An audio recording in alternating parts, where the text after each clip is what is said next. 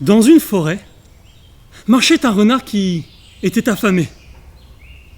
Il balançait la tête à droite, à gauche, humait l'air de tous les côtés pour tenter de déceler quelque chose pour se sustenter. Hélas, rien ne se montrait, rien ne se faisait sentir. Soudain, il pénétra dans une clairière pleine d'oies. La chef des oies s'avança et lui dit « Messieurs renards, vous avez gagné, vous allez toutes nous manger, mais accordez-nous une dernière prière avant de nous manger. » Le renard acquiesça, accorda la prière et attendit. La reine des oies se mit à prier. Can, can, can, can, can, can, can, can, can.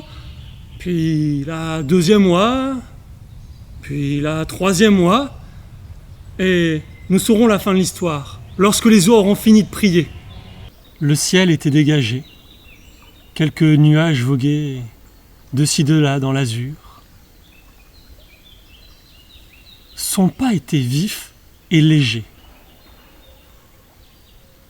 Il s'installa sur un rocher chauffé au soleil près de la rivière. Les lendemains de ses concerts, il adorait aller écouter celui de la nature. Les chants des oiseaux, les insectes, le vent dans les arbres, l'eau qui coule. Il égara ses yeux dans l'azur. Depuis quelques concerts, une spectatrice venait à chaque fois, à tous ces concerts. Elle arrivait juste au moment où le concert commençait et repartait dès que le concert était fini. Le joueur de fifre n'avait aucun moyen de savoir qui elle était, de l'aborder, de lui parler. Ces interrogations furent interrompues par un appel à l'aide. Le joueur de fifre se redressa et avisa sur la berge un brochet.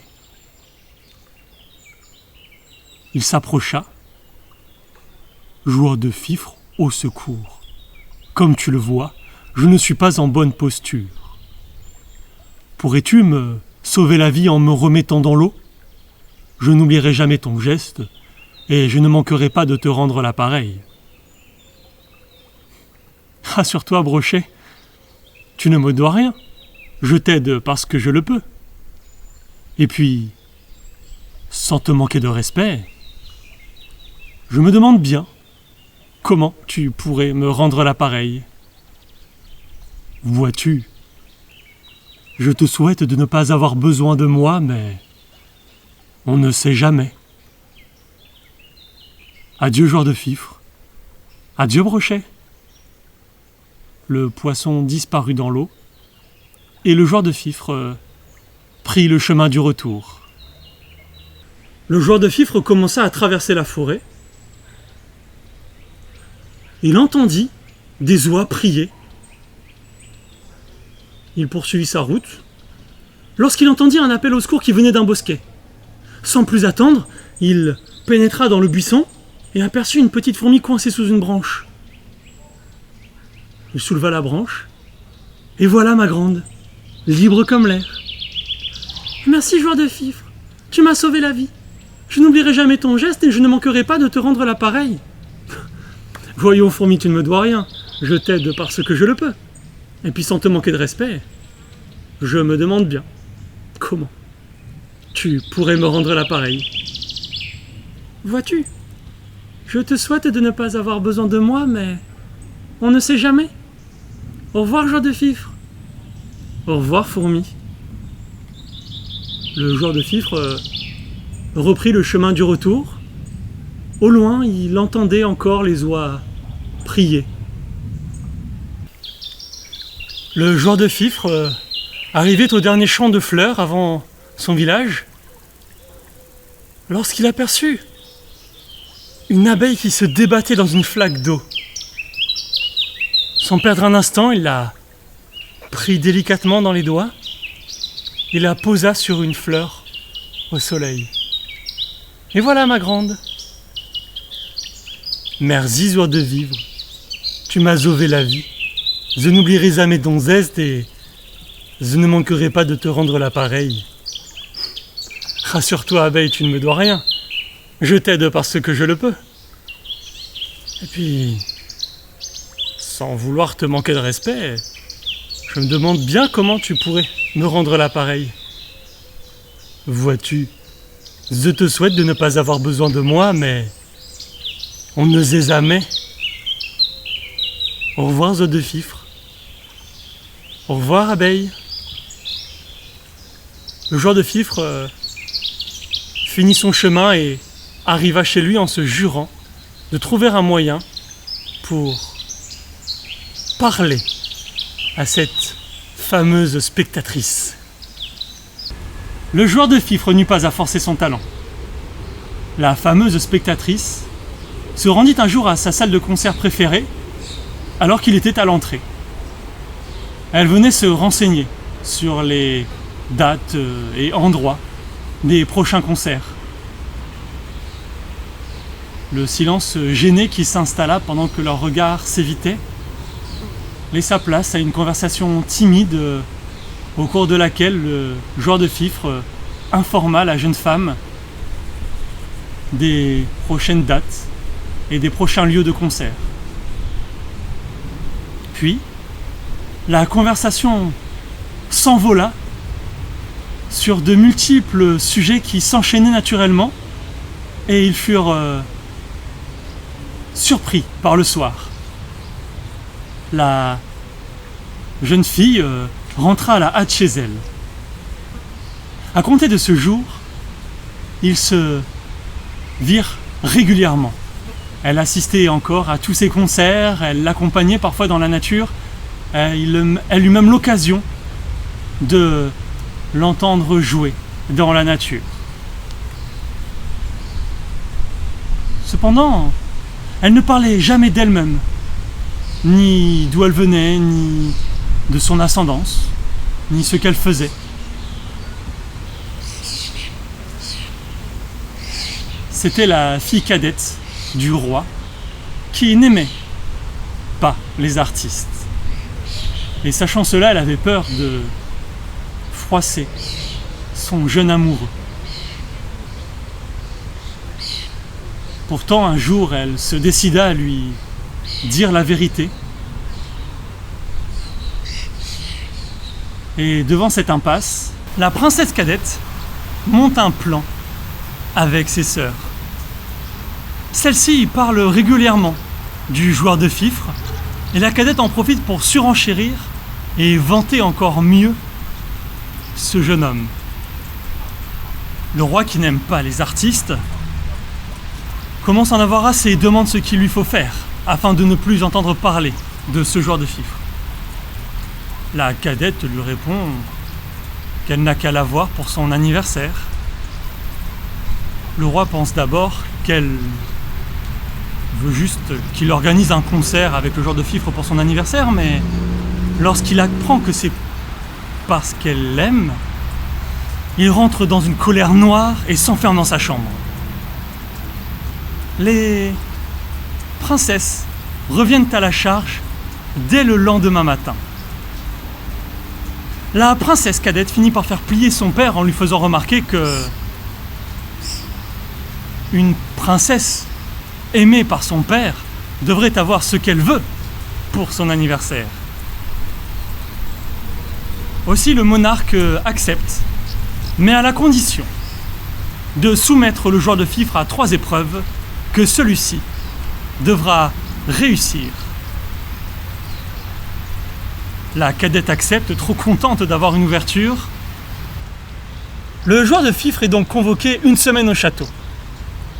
Le premier jour, le roi lui fait visiter les environs, les jardins, le château. Il tente de le mettre mal à l'aise. Et même si le roi a ordonné à ses gardes de surveiller sa cadette, celle-ci et ses sœurs se sont maquillés et habillés de la même manière afin de tromper leur vigilance et que la cadette puisse passer la nuit à discuter et à être avec son amoureux. Le lendemain matin, en milieu de matinée, le roi convoque le joueur de fifre pour la première épreuve. Il le conduisit au bord de la rivière. Le roi jeta un objet brillant dans l'eau profonde, puis s'adressa au joueur de fifre. « Mon garçon, mon garçon, je viens de jeter la clé en or de mon trésor dans la rivière. Tu as jusqu'au déjeuner pour la retrouver et me la rapporter. Si tu échoues, je te condamnerai à mort, bien évidemment. » Le roi repartit vers son château. Le joueur de fifre s'assit au bord de l'eau, sortit sa petite flûte et commença à jouer un air triste, en se demandant bien comment il allait pouvoir sauver sa tête. Il pensa même à quitter le pays, mais comment ? Au bout de quelques minutes, une tête de poisson sortit de l'eau. « Bonjour, joueur de fifre. Que se passe-t-il ? Tu m'as l'air bien triste. »« Ah, Brochet, je suis content de te voir, malheureusement, c'est peut-être la dernière fois. »« Ah bon ? Et pourquoi donc ? » ?»« Eh bien, le roi a jeté une clé en or dans la rivière et m'a demandé de la retrouver avant le repas du midi, sous peine de mort. »« Ah, si ce n'est que cela. » Le poisson plongea dans les eaux, puis revint au bout de quelques minutes, et sous les yeux émerveillés du joueur de fifre, il tenait la clé en or dans sa bouche. Le joueur de fifre la prit, la rangea dans la doublure de sa chemise. « Ah, Brochet, je ne sais comment te remercier, je te dois la vie. Il semblerait que tu avais raison. Vois-tu, je suis bien heureux d'avoir pu t'aider. Mais n'oublie pas de revenir jouer près de la rivière. » »« Je n'y manquerai pas. Adieu, Brochet. » »« Au revoir, joueur de fifre. » Le poisson replongea dans les eaux. Le jeune homme profita un peu du soleil au bord de la rivière. Il se baigna un peu avant midi, se rhabilla sans même s'être séché et rentra au château.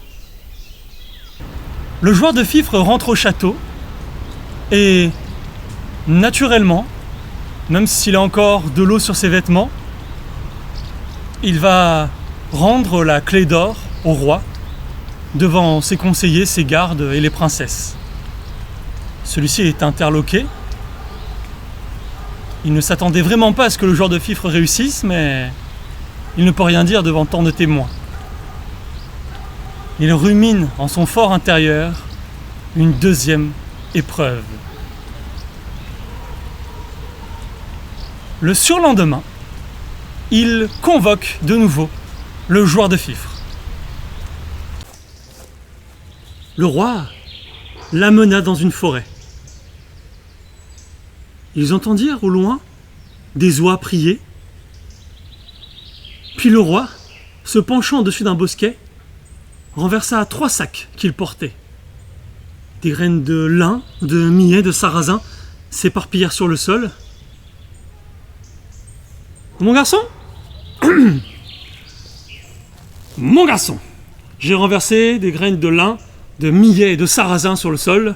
Tu as jusqu'au déjeuner pour les remettre triés dans les sacs et me les rapporter au château. Si tu échoues, je te condamnerai à mort, Bien évidemment. Le roi repartit vers le château. Le joueur de fifre ne perdit pas un instant. Il se mit à jouer un air triste. Au bout de quelques instants, il entendit une petite voix. « Bonjour, joueur de fifre. Que se passe-t-il? Tu m'as l'air bien triste. »« Ah, fourmi, je suis bien content de te voir. Il semblerait que tu avais raison, j'ai besoin de toi, il en va de ma vie. »« Que faut-il que je fasse ?» Voilà, le roi renversait des graines de millet, de lin et de sarrasin par terre, et j'ai jusqu'au déjeuner pour les trier dans les 3 sacs que tu vois et les rapporter au château. Si ce n'est que ça, attends-moi quelques minutes. La fourmi partit et revint avec toute sa fourmilière, qui se mit à trier les graines. Le joueur de fifre les encourageait, les accompagnait avec des airs joyeux, entraînant. Il n'eut pas beaucoup à forcer son répertoire. Les fourmis avaient bien vite terminé leur besogne. Et voilà mon grand, tes 3 sacs bien remplis et triés. Merci fourmi, je te dois la vie.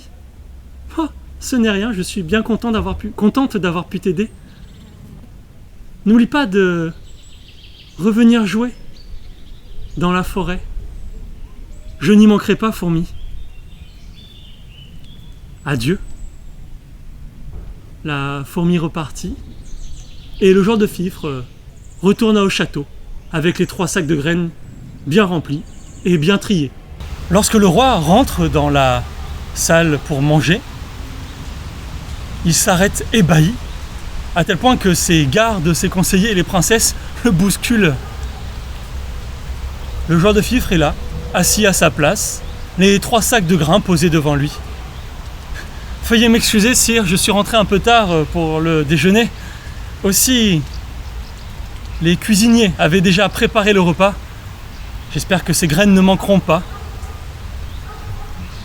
Le roi rit comme devant un trait d'esprit, mais fulmine et réfléchit à une 3e épreuve très difficile. Ce sont ses filles qui lui ont donné l'idée. À force de s'habiller et se maquiller de la même manière en vue de tromper les gardes, il convoque le joueur de fifre le surlendemain en début d'après-midi.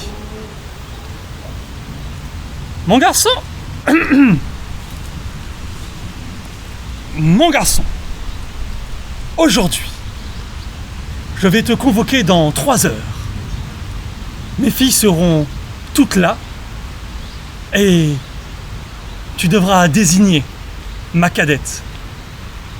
Si tu la trouves, je consentirai à ce que vous vous fréquentiez. Si tu échoues, tu seras exécuté, bien évidemment. Sans perdre un instant, le joueur de fifre alla dans un champ de fleurs et commença à jouer un air triste. Au bout de quelques instants, un bourdonnement se fit entendre et une abeille se posa au bout de sa flûte. « Bonjour, joueur de fifre, que se passe-t-il? Tu m'as l'air bien triste. »« Ah, abeille, je suis content de te voir. Il semblerait que tu avais raison. J'ai besoin de toi, ma vie en dépend. » Que se passe-t-il? Voilà, j'aime une jeune femme qui m'aime, mais c'est la cadette du roi. Et son père n'aime pas les saltimbanques, les artistes comme moi. Aussi, il m'a soumis à 3 épreuves, et là je suis à la 3e épreuve. Il va falloir que je retrouve sa fille parmi toutes ses sœurs, mais je soupçonne qu'il les vêtisse de la même manière, qu'il les maquille de la même manière, qu'il les coiffe de la même manière, et même qu'ils me les mettent de dos et avec une cape et une capuche qui couvrent leur silhouette, et peut-être même assise. Ah, voici ce que nous allons faire. Je vais venir avec toi. Lorsque nous arriverons dans la salle, je m'envolerai Doucement, je passerai devant les princesses et je volerai au-dessus de ta cadette. D'accord. Merci beaucoup, abeille. L'abeille se cacha dans le col du joueur de fifre et celui-ci retourna au château. Lorsque le joueur de fifre arrive dans la salle, effectivement les princesses sont toutes assises, dos à lui, la silhouette complètement cachée par une cape avec une capuche. L'abeille sort délicatement de son col, commence à voler en passant devant les princesses, puis s'arrête au-dessus de l'une d'elles et tourne délicatement au-dessus de sa tête. Le joueur de fifre désigne cette princesse comme étant la cadette et le roi est bien obligé de reconnaître qu'il a raison. Il se résigne donc à accorder que sa cadette et le joueur de fifre se fréquentent en se consolant, puisque ce musicien n'est décidément vraiment pas comme les autres. C'est ainsi que le joueur de fifre et la princesse cadette purent donner libre cours à leur amour.